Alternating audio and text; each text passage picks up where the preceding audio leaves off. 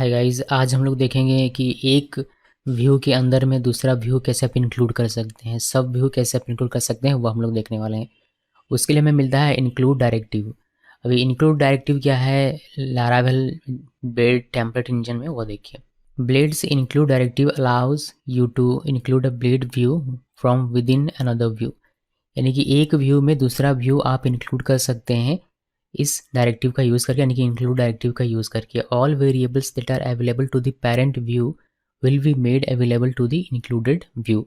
यानी कि parent view में जो भी वेरिएबल्स होंगे वो सारे के सारे आपको इंक्लूडेड व्यू में भी अवेलेबल हो जाएगा, यानी कि वहाँ भी आप उसका इस्तेमाल कर पाएंगे। इसका सिंटेक्स वेरी इजी है। आप यहाँ पर ऐड सिंबल लिखते हैं, ऐड सिंबल लिखने के बाद इंक्लूड लिखना है और बिटवीन पैरेंथेसिस आपको व्यू का नाम लिखना है। अगर आप कोई एक्स्ट्रा डेटा पास करना चाहते हैं तो वह भी आप पास कर सकते हैं। उसके लिए आपको एक एरे बनाकर उसके लिए डेटा पास करना होता है। ये पूरा अच्छे तरीके से आपको समझ में आ जाएगा। अभी हम लोग प्रैक्टिकल इसका देखेंगे। तो इसके अलावा भी बहुत सारे और भी इंक्लूड के अलग अलग वेराइटीज़ हैं जो कि आपको आगे देखने को मिलेगा। जैसे इंक्लूड इफ़ है, इंक्लूड व्हेन है, इंक्लूड अनलेस है। वो सारी चीज़ मैं आपको दिखाऊंगा, लेकिन धीरे धीरे भी फिलहाल के लिए सबसे पहले हम लोग इंक्लूड डायरेक्टिव देखते हैं और इसका प्रैक्टिकल देखते हैं। उसके बाद हम लोग वापस से थ्योरी में आएंगे, फिर हम लोग आगे का देखेंगे। सो इंक्लूड डायरेक्टिव की मैं बात कर रहा हूँ। यहाँ पर पहले मुझे एक प्रोजेक्ट नया क्रिएट करना पड़ेगा। तो प्रोजेक्ट नया क्रिएट करने के लिए हम लोग यहाँ पर लारावेल कोड में है, यहाँ पर लारावेल लिखना है और न्यू, और हमारा नेक्स्ट चलेगा GS6। तो मैं एक नया प्रोजेक्ट क्रिएट कर रहा हूँ लारावेल का। थोड़ा सा ये समय लेगा और हमारा प्रोजेक्ट यहाँ पर GS6 क्रिएट हो जाएगा। चलिए, हमारा प्रोजेक्ट क्रिएट हो गया, आप देख सकते हैं यहाँ पर। तो हम लोग GS6 के अंदर चलते हैं, तो CD GS6 करते हैं और यहाँ पर अपना प्रोजेक्ट इसको रन कर लेते हैं PHP आर्टिसन सर्व करके। ये URL हिट करते हैं और इस पर हमारा प्रोजेक्ट चलेगा। ये हमारा प्रोजेक्ट है जो कि रन कर रहा है। अभी मैं कोड में आते हैं और कोड में देखते हैं। तो GS6 के अंदर हमारा जो इसको मैं नीचे करता हूँ, इसकी अभी कोई आवश्यकता नहीं, इसको नीचे करते हैं। और रिसोर्सेज फोल्डर के अंदर में व्यूज़ नाम का फोल्डर है, यहाँ पर welcome.blade.php, ये एक हमें काम करना है। और हमारा जो रूट्स के अंदर में web.php है, इसमें काम करना है। इस पूरे को मैं कमेंट को पहले हटा देता हूँ ताकि हमारा ये सामने सामने ऐसे करके दिखेगा, तो हमें ज़्यादा आसानी होगी, स्क्रॉल अप डाउन नहीं करना पड़ेगा। और ये पूरा कोड मैं हटा दूंगा यहाँ से, और यहाँ सिंपल अपना प्लेन कोड हम लोग लिखेंगे जो कि हमारा सिंपली होगा वेलकम पेज। ये हमारा वेलकम पेज है, तो मैंने वेलकम पेज लिखा और मैंने इसको सेव कर दिया। एक HR नीचे मैं यहाँ पर रख देता हूँ, HR यानी हॉरिजॉन्टल लाइन हमारा इसमें से होकर आएगा। अब ये हम लोग इसको रिफ्रेश करेंगे तो हमें वो है वेलकम पेज और ये हॉरिजॉन्टल लाइन दिखाई देगा। बेहद ईजी। ये हमारा एक व्यू फाइल है। अब इस व्यू फाइल में हम लोग एक व्यू फाइल इंक्लूड करेंगे, तो एक और व्यू फाइल हमें बनाना पड़ेगा। अभी मैं आपको सिंपली रूट इस तरीके से हमारा डिफाइन है, आपको पता होगा। इस पर अगर आप हिट करेंगे तो आपका ये वाला व्यू चलेगा जो कि हमारा चल रहा है। कंट्रोलर की अभी तक मैंने यहाँ पर कोई भी फाइल नहीं बनाई है, तो कंट्रोलर का कोई भी फाइल मैंने बनाया हुआ नहीं है। अभी उसको जब हम लोग देखेंगे आगे कंट्रोलर के साथ कैसे काम करते हैं तब आपको दिखाई देगा। फिलहाल के लिए आप बेसिक पहले देख लीजिए। तो ये एक हमारा व्यू है। अब इस व्यू में हमें एक और व्यू इंक्लूड करना है, तो एक और व्यू हमें बनाना पड़ेगा। तो मैं यहाँ पर व्यू फोल्डर के अंदर राइट क्लिक करके एक नया फाइल क्रिएट करता हूँ, contact.blade.php। ये हमारा एक फाइल हो गया। अभी इसमें यहाँ जो कुछ भी हम लोग लिखेंगे इस फाइल में वह हमें इंक्लूड करना है यहाँ पर। सिंपल सी बात है। तो यहाँ पर क्या लिखेंगे, यहाँ पर मान लीजिए कि मैं ऐसे लिखता हूँ। मैंने ये एक मेरा सेपरेट फाइल है, तो मैंने इसको ऐसे लिखा बेसिक HTML, और मैं यहाँ पर लिखता हूँ H2 कॉन्टेक्ट अस पेज है, तो मैंने कॉन्टेक्ट अस लिखा और यहाँ पर सिंपली एक P टैग के अंदर मैं लिख देता हूँ रांची झारखंड। ये मैंने लिख दिया और मैंने इसको सेव किया। अब ये वाला जो व्यू है हमारा, ये जो ब्लेड फाइल है हमारा, इस फाइल को मुझे यहाँ पर इंक्लूड करना है। कैसे करेंगे, बिल्कुल सिंपल सा काम है। आप 8 सिंबल लिखिए, फिर आप इंक्लूड लिखिए और बिटवीन पैरेंथेसिस कॉट्स के अंदर में जिस भी व्यू को आपको इंक्लूड करना है उस व्यू का नाम लिखिए। तो मुझे कॉन्टैक्ट को इंक्लूड करना है, मैं यहाँ पर कॉन्टैक्ट का नाम लिख दूंगा। अब मैं इसको सेव करूँ। सेव करने के बाद जैसे हम लोग यहाँ पर रिफ्रेश करेंगे तो वह पेज हमारा उसमें इंक्लूड हो गया। तो यहाँ पर हमें दिखाई देता है वेलकम वाले पेज में ही। देखिए वेलकम पेज ये जो आपको दिखाई देता है ये आपने यहाँ पर लिखा हुआ उससे दिखाई देता है, और कॉन्टेक्ट अस और रांची झारखंड जो आपको दिखाई देता है वो आपने इंक्लूड किया है। ये इंक्लूड किया, इसका मतलब यहाँ पर जो कुछ भी आपने लिखा हुआ है ये पूरा का पूरा यहाँ पर चलाया हुआ है, बस आपने इसको सेपरेट करके यहाँ पर इंक्लूड किया हुआ है। तो ये हमारा इंक्लूड इस तरीके से कुछ काम करता है। अभी हम लोग इसको रिफ्रेश करेंगे तो हमें ये कुछ इस तरीके से दिखाई देगा।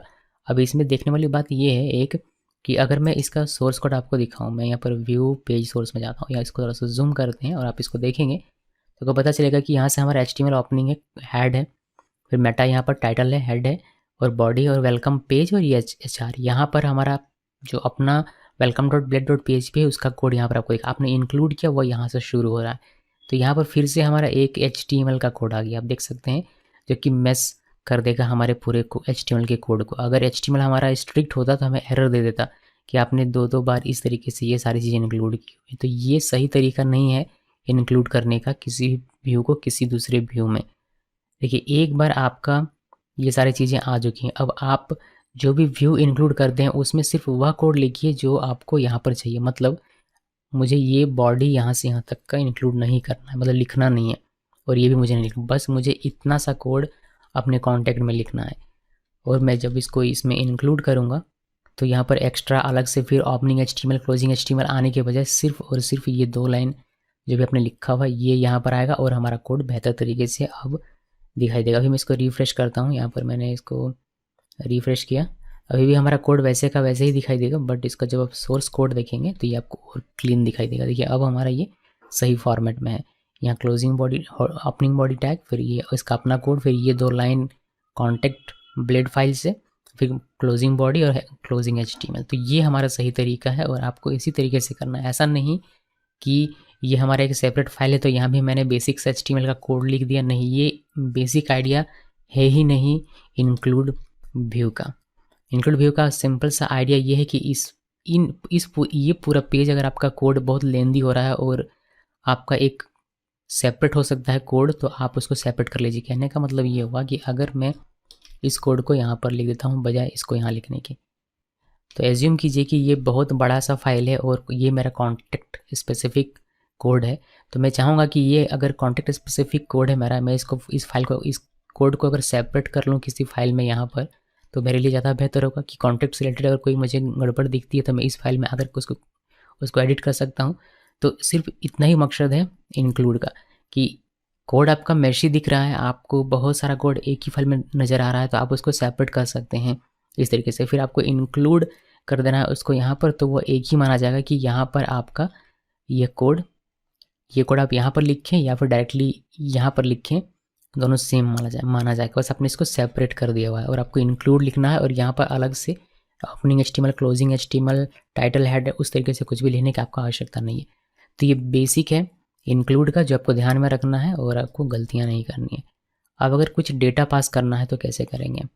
एक पहली चीज़ तो आप ये देख लीजिए कि अगर यहाँ से कोई डेटा पास होता है, जैसे कि मैं इसको कमेंट कर देता हूँ, वह कॉपी कर लेते हैं और कमेंट कर देते हैं इसको, यहाँ से तक मैंने कमेंट कर दिया, और यहाँ से एक डेटा पास करते हैं। आप लोगों को पता है डेटा कैसे पास करते हैं, यहाँ पर हम लोग एरे के थ्रू डेटा पास कर सकते हैं। तो मैं अगर यहाँ नेम लिख दूँ और यहाँ पर एसोसिएटिव एरे, और ये हमारा सोनम नेम, तो ये नेम वेरिएबल, ये नेम की यहाँ पर वेरिएबल चला जाएगा इस ब्लेड फाइल में, और वहाँ पर आप curly open curly close curly open curly close के अंदर में उसको लिख कर सोनम वैल्यू को एक्सेस कर सकते हैं। यानी कि अगर मैं यहाँ पर वेलकम वाले पेज में आता हूँ और यहाँ पर अगर मैं कहीं भी लिख दूँ, मैं यहाँ लिख देता हूँ curly open curly close curly open curly close, और यहाँ पर डॉलर सिंबल के साथ अगर मैं इसी तरीके से नेम लिख दूँ, मैं इसको सेव करूँ और मैं इसको रिफ्रेश करूँ तो मुझे यहाँ सोनम दिखाई देता है।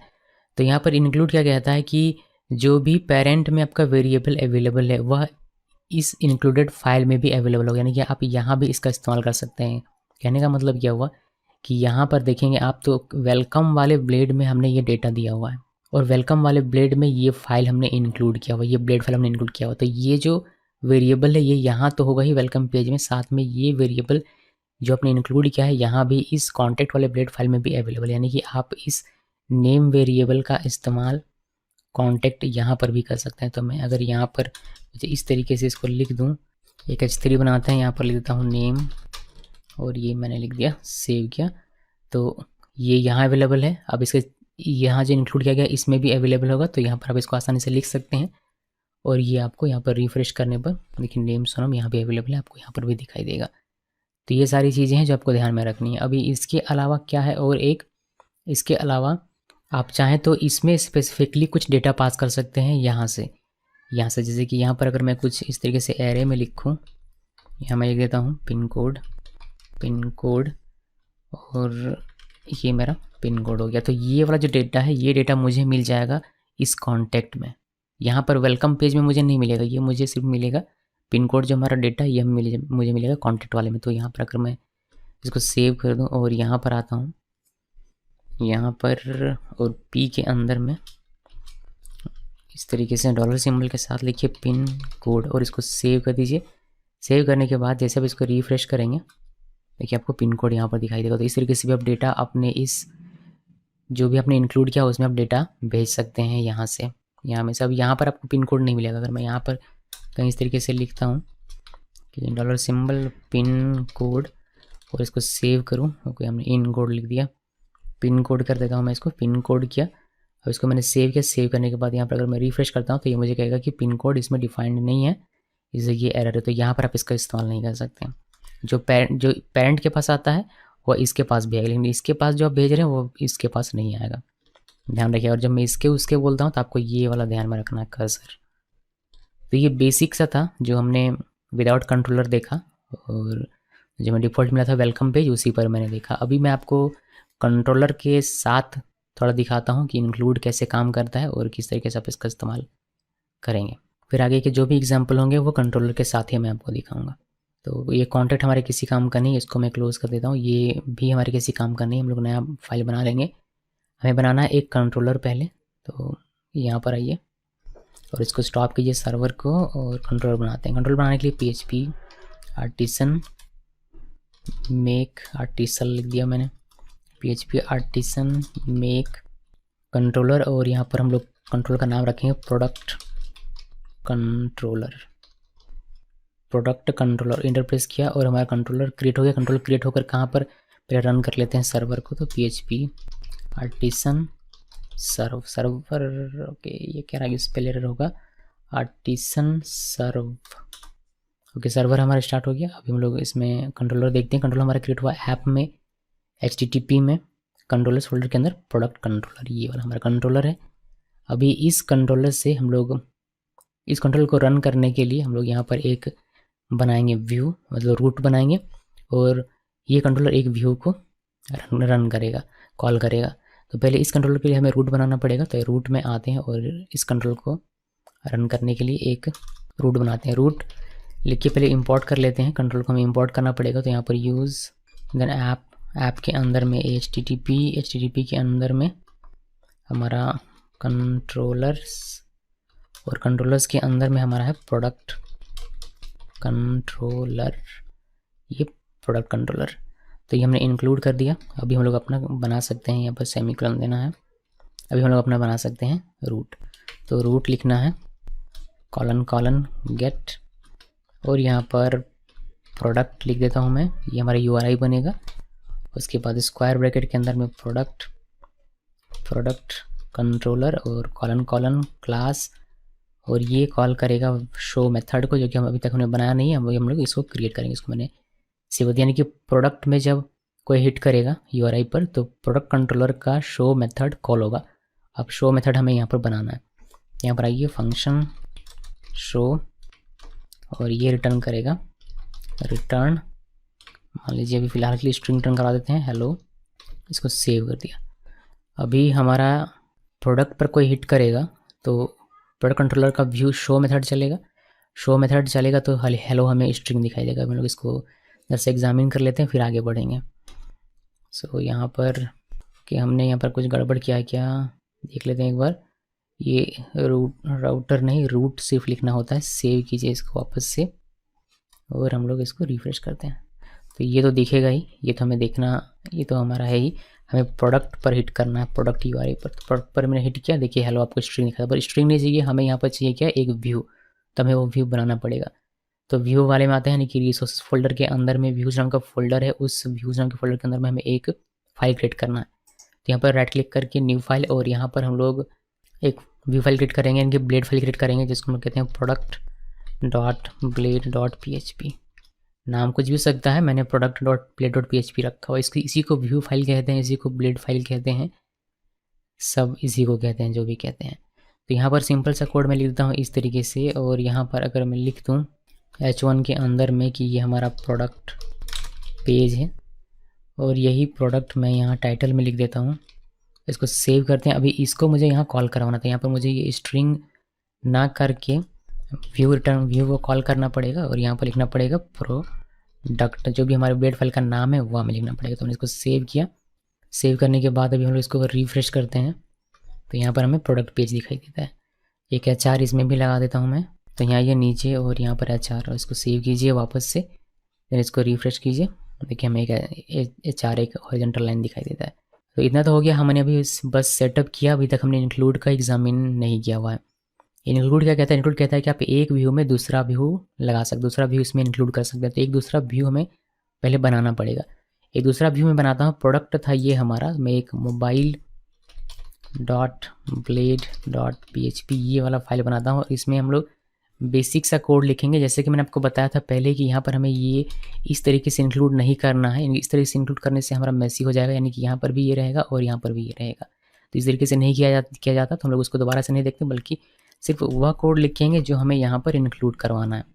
यहाँ पर हमें ऑलरेडी ये सारी चीज़ें मिल जाएगी, बिकॉज हम लोग बॉडी के अंदर में ही इंक्लूड करेंगे जो भी इंक्लूड करेंगे अभी के लिए। तो यहाँ पर मैं H2 के अंदर लिखता हूँ मोबाइल लिस्ट। मोबाइल लिस्ट लिखा और एक UL बनाते हैं, फिर H3 के अंदर UL बनाते हैं, यहाँ पर UL, और UL के अंदर में LI, और ये 1 2 3 आई थिंक एक और 4, यहाँ पर सैमसंग A100 में मॉडल लिख रहा हूँ, वैसे ही फेक मॉडल ये है या नहीं मुझे पता नहीं। LG JK5, उसके बाद नोकिया 1100 ये तो था एक समय में, उसके बाद iPhone 11 ये मैं लिखा, मैंने इसको सेव किया। अभी ये वाला हम लोग इंक्लूड करेंगे यहाँ पर। कैसे इंक्लूड करेंगे? HR के नीचे यहाँ पर इंक्लूड करना है। इंक्लूड करने का तरीका बिल्कुल वही है, आप ऐड सिंबल लिखिए, ऐड सिंबल लिखने के बाद इंक्लूड, और यहाँ पर उस व्यू का नाम या फिर ब्लेड फाइल का नाम जो कि हमारा है मोबाइल। तो मैंने वो लिख दिया, मैंने इसको सेव किया। सेव करने के बाद अब इसको हम लोग रिफ्रेश करेंगे, देखिए हमें वो लिस्ट यहाँ पर दिखाई देगा, पूरा कोड यहाँ पर दिखाई। इसको हम लोग अगर व्यू, एक मिनट, हम लोग व्यू पेज सोर्स करेंगे तो हमें वो देखिए ये इस तरीके से, फिर हमारा यहाँ से H2 में मोबाइल लिस्ट, H3 के अंदर में ये हमें दिखाई देता है। तो एक बेहतरीन कोड हमें यहाँ से मिल जा रहा है। अगर हम लोग उसी में HTML का कोड लिख कर अगर कर दें तो हमें HTML का कोड भी उसमें दिखता, फिर वो सही नहीं होता, हमारा सही तरीके से हमारा वैलिड HTML कोड वो नहीं माना जाता। अब इसमें आपको जितनी मर्जी उतनी बार आप इसमें इसको इंक्लूड कर सकते हैं। अगर मैं 1 2 बार और भी कर दूँ इस तरीके से तो भी ये काम चलेगा। मैं यहाँ पर एक HR लगा देता हूँ नीचे, मैं इसको सेव करूँ। देखिए मैंने कितनी बार इसमें इंक्लूड किया, इसमें मैंने इंक्लूड किया 1 2 3 4, तो ये 4 बार मुझे यही सेम लिस्ट दिखाएगा यहाँ पर, देखिए। तो ये एक बेनिफिट है इसका कि आपको कोड बार बार लिखना नहीं पड़ा, आप सिंपली यहाँ पर आकर कुछ चेंज कीजिएगा, जहाँ जहाँ भी आपने इंक्लूड किया होगा वहाँ ये चेंज हो जाएगा ऑटोमेटिकली। तो ये एक बेनिफिट है इसका। अभी इतना तो हमने देख लिया। अब देखिए कि कंट्रोलर से अगर कोई डेटा पास करते हैं तो उसका कौन कौन यूज़ कर सकता है। एक कंट्रोलर में हम लोग एक यहाँ पर एक बनाते हैं, मैं एक वेरिएबल बनाता हूँ यहाँ पर वेबसाइट नेम इक्वल, यहाँ पर हम लोग बनाएंगे क्लिक कार्ट, इसका हमने नाम रखा हुआ है। और ये जो हमारा होगा ये हम लोग यहाँ से पास करेंगे, तो हमें यहाँ एरे लिखना पड़ेगा और यहाँ पर हम लोग WN लिखते हैं, वेबसाइट नेम ये की हो गया हमारा। और एसोसिएटिव एरे में बनाना है तो कुछ इस तरीके से डॉलर सिंबल के साथ वेबसाइट नेम हो जाएगा। इसको सेव करते हैं और WN हमारा की है तो ये हमें मिल जाएगा। यहाँ पर प्रोडक्ट में मिलेगा, देखिए ये जो हमारा है ये प्रोडक्ट के साथ है, तो यहाँ तो प्रोडक्ट में तो हमें मिलना ही मिलना है, आप चाहे कुछ भी कर लो यहाँ पर आपको मिलेगा ही। तो यहाँ पर आप आते हैं और आप यहाँ पर कुछ इस तरीके से लिखते हैं कर्ली ओपन कर्ली क्लोज और डॉलर सिंबल के साथ WN, और यहाँ पर इसको सेव कर दीजिए। सेव करने के बाद इसको अगर आप रिफ्रेश करेंगे तो यहाँ पर क्लिक कार्ट प्रोडक्ट पेज इस तरीके से दिखाई देगा। क्लिक कार्ट्स प्रोडक्ट पेज में कर दूँ तो और ज़्यादा बेहतरीन होगा। यहाँ पर एक सिंगल कॉर्ड के साथ कुछ इस तरीके से मैं अगर लिख दूँ, एक कॉर्ड एक्स्ट्रा हो गया, इसको हटा देते हैं, तो सेव करते हैं। सेव करने के बाद वापस से रिफ्रेश करें तो ये देखने में अच्छा लगेगा, बस इजीली मैंने ऐसा किया, बाकी आवश्यकता नहीं थी। तो ये आपको दिखाएगा, यानी कि आपका जो भी डेटा पास हुआ कंट्रोलर से उसको आप यहाँ पर ईजिली प्रोडक्ट वाले पेज में एक्सेस कर सकते हैं। लेकिन इसके साथ ही जो भी आपने इंक्लूड किया है यहाँ पर भी ये वेरिएबल एक्सेस होगा, यानी कि मोबाइल वाले ब्लेड फाइल में भी आप इसको एक्सेस कर सकते हैं। यानी कि यहाँ पर अगर मैं आता हूँ और इसको मैं अगर यहाँ कहीं भी यूज़ करना चाहूँ तो मैं ईजिली कर सकता हूँ। मैं आपको यहाँ पर करके दिखाता हूँ, कर्ली ओपन कर्ली क्लोज और यहाँ पर डॉलर सिंबल के साथ WN और यहाँ पर सेव कर दीजिए। सेव करने के बाद इसको रिफ्रेश करेंगे तो देखिए हमें यहाँ पर क्लिक कार्ट मोबाइल लिस्ट। ठीक है, तो बस ध्यान रखिएगा कि जो भी डेटा आता है वह इस वाले के लिए रहे, इस वाले ब्लेड फाइल में तो रहेगा ही, यहाँ पर एक्सेस हो ही सकता है। साथ में जिसको आपने इंक्लूड किया है वहाँ भी वह वेरिएबल एक्सेस हो सकता है। इसमें एस लिख देता हूँ इसमें भी, और इसको सेव करते हैं। सेव करने के बाद इसको वापस से वो रिफ्रेश करेंगे तो यहाँ पर इस तरीके से आएगा। ओके, इसको जूम आउट करते हैं। अगर इसमें कोई स्पेसिफिक डेटा पास करना हो यहाँ से तो वह भी आप कर सकते हैं। उसके लिए आपको यहाँ पर एक एरे के रूप में डेटा पास करना, तो यहाँ पर आइए, curly open curly close. For example मुझे पास करना है टोटल नंबर ऑफ मोबाइल कितना है, तो मैंने टोटल मोबाइल लिखा और यहाँ पर 4 दे दिया वैल्यू इसका। अभी ये टोटल मोबाइल जो है ये यहाँ पर एक्सेस नहीं हो सकता, बट मोबाइल वाले ब्लेड में एक्सेस हो सकता है, ब्लेड फाइल में एक्सेस हो सकता है। तो ये वाला हम लोग ईजीली यहाँ पर एक्सेस कर सकते हैं। तो यहाँ पर कहीं भी मैं इस HR को हटा देता हूँ, ये जो HR है इसको हटाता हूँ और यहाँ पर H4 लिख कर लेता हूँ टोटल नंबर ऑफ मोबाइल, और हम लोग curly open curly close, curly open curly close और डॉलर सिंबल देने के बाद टोटल मोबाइल जो हमारा वेरिएबल था उसको मैंने यहाँ पर चिपकाया और इसको हम लोग रिफ्रेश करेंगे तो हमें 4 यहाँ पर दिखाई देगा। ओके, तो ये होता है तरीका डेटा पास करने का और डेटा एक्सेस करने का। जो आपका सब व्यू है उसमें इंक्लूड हमने देख लिया, इंक्लूड डायरेक्टिव्स। अब देखिए include if you would like to include a view that may or may not be present you should use include if directive. यानी कि आपको शक है कि मेरा व्यू है या नहीं है, तो उस केस में आप इंक्लूड इफ़ का यूज़ करेंगे। अगर होगा तो इंक्लूड कर देगा और अगर नहीं होगा तो एरर नहीं आएगा। सिंटेक्स बिल्कुल सेम है, बस आपको यहाँ पर इंक्लूड व्यू करना होता है और दोनों ही तरीके से आप इसको डिफाइन कर सकते हैं, यानी कि विद डेटा और विदाउट डेटा। चलिए इसको मैं क्विकली आपको दिखाता हूँ, फिर आगे हम लोग बात करेंगे। अच्छी बात यह है कि हमें ज़्यादा फाइल वगैरह भी क्रिएट करने की आवश्यकता नहीं है, हमारा ये ईजिली काम हो जाएगा इसी में से, तो हमारा कम समय लगेगा। अभी देखिए अभी क्या है, हम लोग अभी इंक्लूड का यूज़ करते हैं इस वाले का। इस चीज़ में क्या इशू है या फिर इसमें क्या एक रिस्ट्रिक्शन है कि जो भी आप यहाँ पर मेंशन करते हैं व्यू फाइल या ब्लेड फाइल, ये प्रेजेंट होना चाहिए। अगर मैं कोई ऐसा व्यू फाइल लिख देता हूँ, मान लीजिए मोबाइल 1 लिख दिया मैंने, ये मोबाइल 1.blade.php व्यू हमारे पास यहाँ पर अवेलेबल नहीं है। इस केस में ये क्या करेगा, ये हमें एक एरर दे देगा। मैंने इसको रिफ्रेश किया, ये हमें एरर दे देगा कि मोबाइल 1 नॉट फाउंड। अगर मैं ये एरर नहीं चाहता, मुझे शक है, मैं यकीन के साथ नहीं कह सकता कि मेरा जो व्यू है ये है या नहीं है, तो उस केस में इंक्लूड यूज़ करने के बजाय मैं इंक्लूड इफ़ का यूज़ करूँगा। इफ़ का आई कैपिटल होना चाहिए, ध्यान रखिएगा। अब इस केस में क्या होगा कि अगर ये है तो इंक्लूड कर देगा और अगर नहीं है तो एरर नहीं आएगा, वैसे ही वैसे का वैसे छोड़ देगा। तो अभी ये हमारा नहीं है, मोबाइल.1 आप देख सकते हैं नहीं है, तो इस केस में अभी हमारा एरर आ रहा था, बट इंक्लूड इफ़ यूज़ करने के बाद ये एरर नहीं आएगा, बल्कि सिंपली हमारा प्रोग्राम सही तरीके से रन होगा और कोई एरर नहीं। लेकिन वो इंक्लूड भी नहीं होगा बिकॉज वो है नहीं। और अगर ये है ऑलरेडी हमारे पास प्रेजेंट है, जैसे मोबाइल हमारे पास ऑलरेडी प्रेजेंट है, तो उस केस में ये इंक्लूड कर देगा, कोई एरर नहीं। इसको रिफ्रेश कीजिए, ये आपको दिखाई देगा अच्छे तरीके से। तो इंक्लूड इफ़ ये मौजूद हो, अगर ये मौजूद है तो इंक्लूड करो, वरना कुछ भी नहीं करना है, एरर वगैरह नहीं आना है। तो ये हो गया, मैं इसमें 1 करके छोड़ देता हूँ ताकि आपको आपके ध्यान में रहेगा। अभी ये हमारा यहीं पर ख़त्म हो जाता है। अब आगे बढ़ते हैं और देखते हैं कि और क्या क्या हमें मिलता है इसमें पढ़ने को।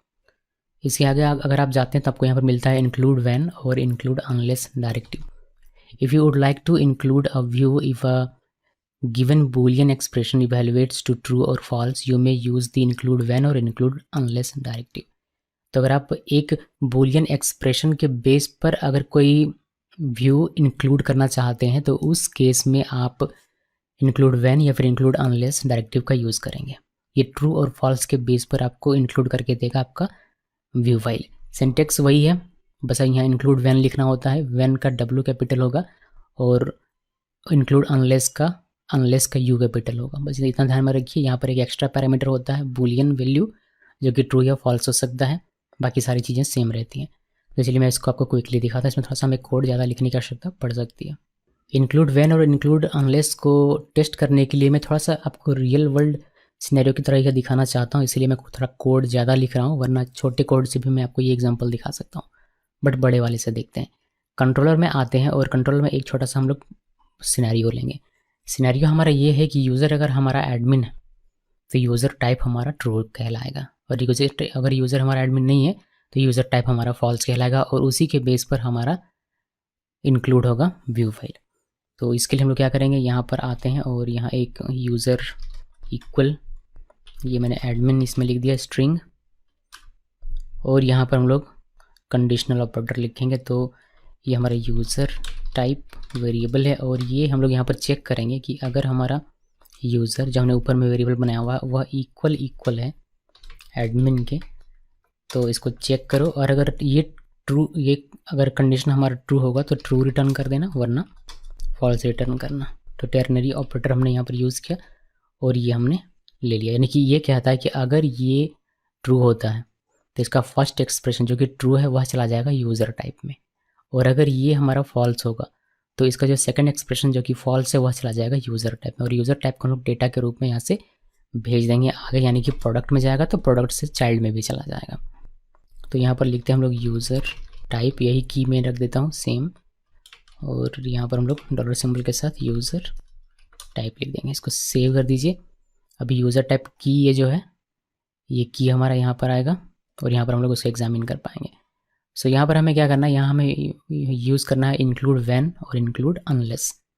तो पहले इंक्लूड व्हेन आपको दिखाता हूँ। इंक्लूड व्हेन लिखा मैंने, वहाँ से जो यूज़र टाइप आया है, यूज़र टाइप की के तौर पर यहाँ पर वेरिएबल है, इसमें ट्रू या फॉल्स होगा। अगर ये ट्रू होगा तो देखिए क्या होता है, अगर ये फॉल्स होता है तो देखिए कि क्या होता है। और यहाँ पर हम लोग अपना व्यू लिखेंगे जो कि हमारा मोबाइल है, उसी को लिखेंगे। डेटा अगर आपको देना है आप डेटा सेम वही डेटा दे सकते हैं जी, वहाँ हमने लिखा हुआ था, आप डेटा दे सकते हैं। डेटा नहीं भी देंगे तो भी चलेगा, वो डेटा उसको मिलेगा नहीं, यानी कि यहाँ पर ये डेटा फिर आपको हटाना पड़ेगा। ओके, तो विदाउट डेटा भी हो सकता है, बट मैं आपको विद डेटा दिखा दे रहा हूँ। अब मुझे उम्मीद है कि आप इतना तो दिमाग लगा ही पाएंगे। सो अभी क्या है, अभी इस केस में कंट्रोलर हमारा कहाँ गया, ये इसका कोई काम नहीं, इसको मैं क्लोज कर देता हूँ और इसको इधर करते हैं। तो कंट्रोलर में अभी क्या है, अभी ये हमारा ट्रू है, यानी कि यूज़र में हमने एडमिन लिखा हुआ है, यहाँ पर देख सकते हैं। तो यहाँ भी एडमिन है और यहाँ भी एडमिन है, तो ये हमारा ट्रू हो गया। तो ये ट्रू चलाएगा यूज़र टाइप में और यहाँ पर हमारा ये ट्रू है। तो यहाँ पर ट्रू है।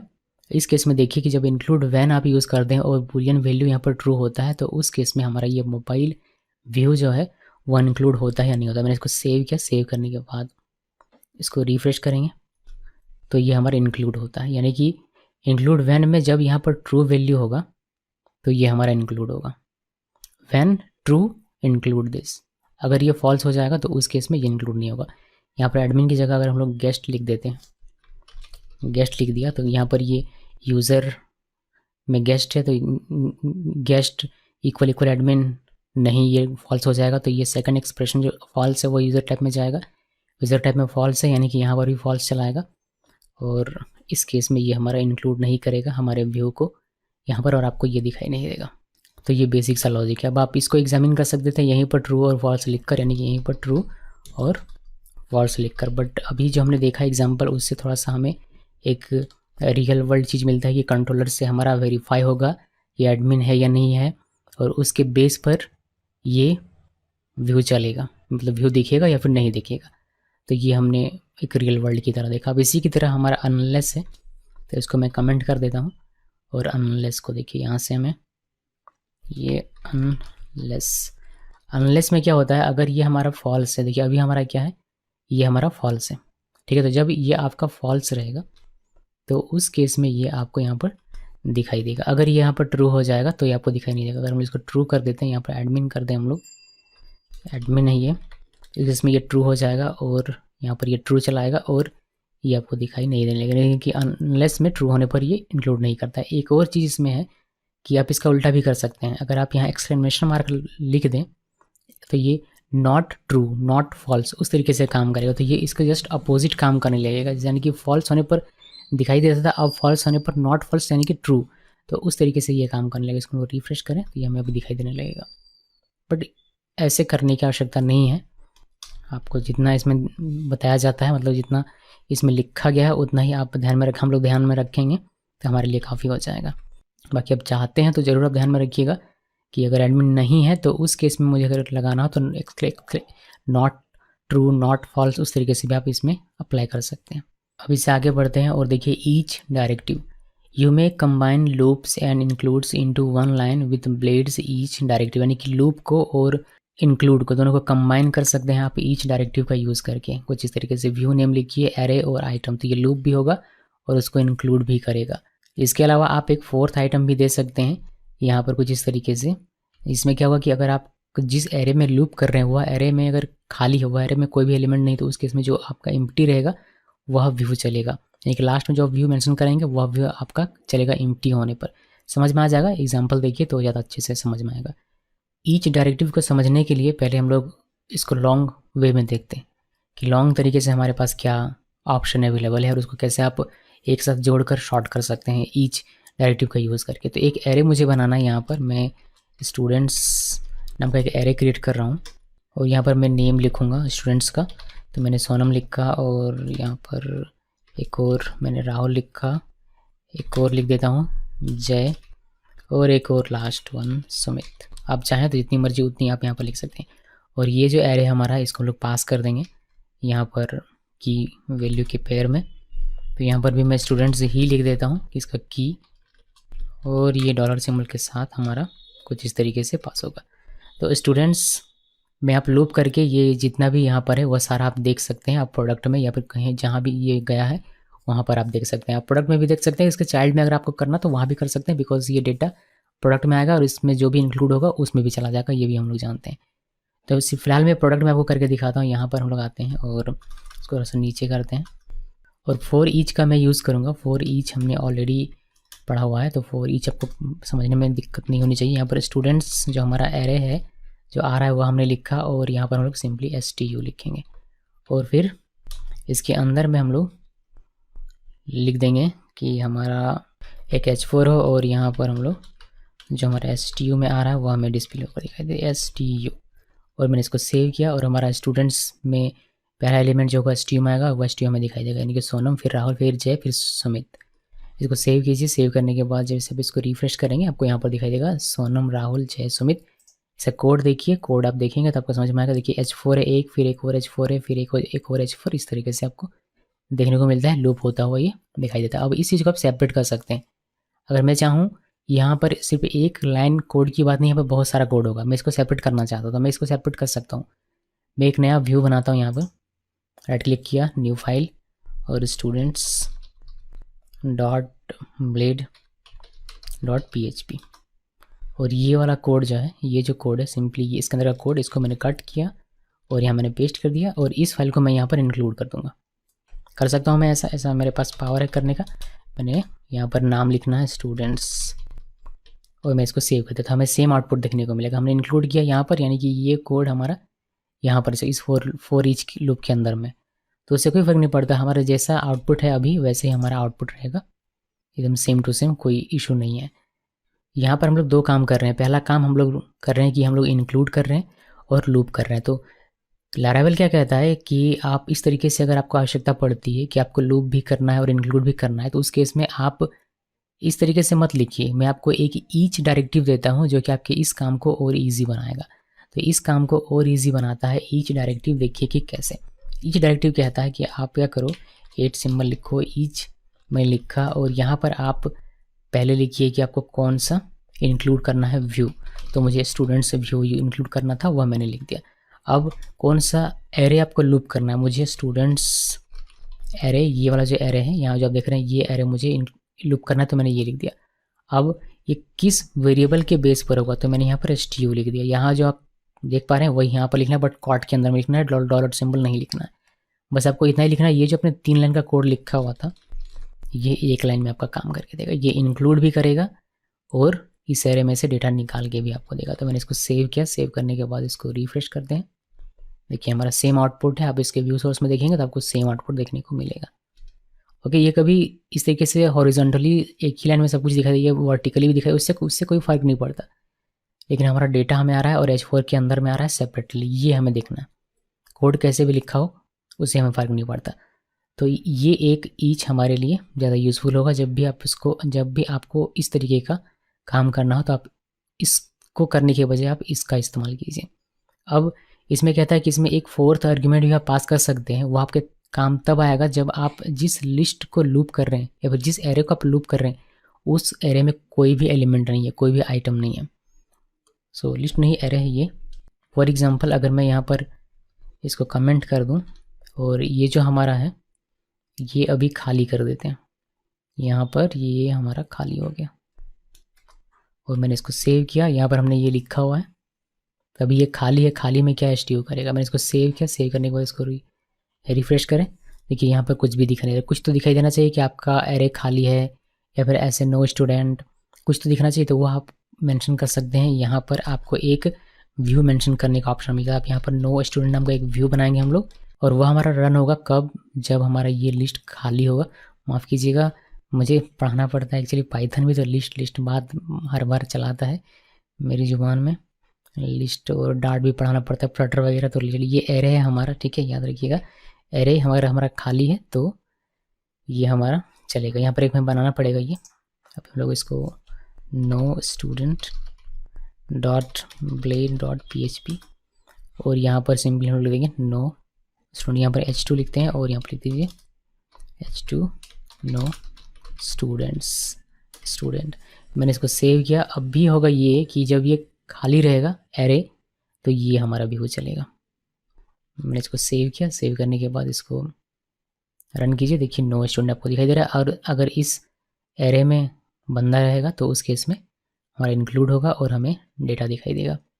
तो मैं करता हूँ इसमें डेटा ले आता हूँ वापस से और यहाँ पर आप रिफ्रेश करेंगे देखिए आपको डेटा दिखाई देगा।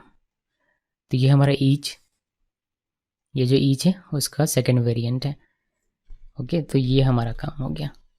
अब एक छोटा सा देखिए once directive. The once directive allows you to define a portion of the template that will only be evaluated once per rendering cycle.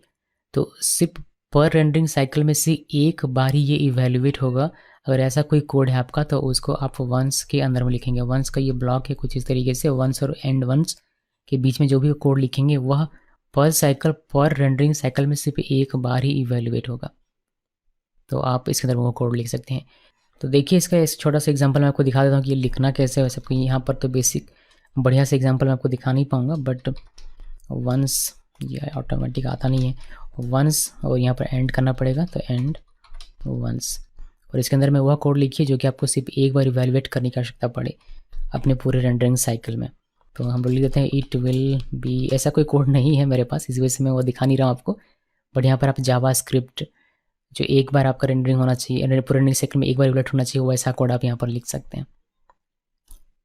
Okay, तो यहाँ पर मैं लिख देता हूँ ऐसे टेक्स्ट ताकि आपके पास समझ में रहेगा ये कि यहाँ पर एक्चुअली में लिखना क्या होता है। इसको सेव कीजिए, सेव करने के बाद इसको रिफ्रेश करेंगे तो ये कोड आपको दिखाई देगा, जो भी रहेगा वो एग्जीक्यूट होकर आपको दिखाई देगा और ये एक बार ही रेंडर होगा, इवेल्युएट एक बार ही होगा, ये ध्यान में रखिएगा। तो इसको मैं कर देता हूँ कमेंट और हमारा यहाँ से इंक्लूड खत्म हो जाता है और इसको कमेंट से आउट कर देता हूँ, या फिर ये तो हमारा कमेंट से आउट है ही। आप यहाँ से एग्जामिन करना शुरू कीजिएगा, कमेंट हटा कर आपको एग्जामिन करना पड़ेगा वरना काम नहीं बनेगा। मतलब वीडियो आपको देखकर ही एग्जामिन करना पड़ेगा, वैसे ही कीजिएगा तो काम नहीं बनेगा। ओके जी, सो ये था पूरा कॉन्सेप्ट, इंक्लूड कैसे करना है व्यू को, या फिर इंक्लूडिंग सब व्यू इसको कह सकते हैं, या फिर एक व्यू में दूसरा व्यू कैसे इंक्लूड करना है, उसका पूरा कॉन्सेप्ट मैंने आपको यहाँ पर बताया है। उम्मीद करता हूँ कि आपको ये अच्छी तरीके से समझ में आया होगा। इस वीडियो को देखने के लिए आप सबका बहुत बहुत धन्यवाद।